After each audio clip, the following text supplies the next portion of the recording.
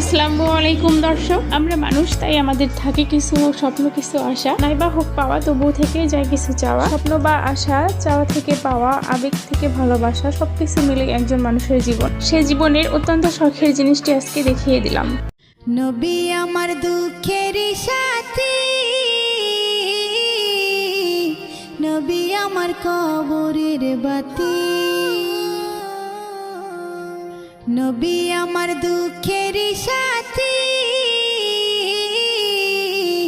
নবী আমার কবরের বাতি।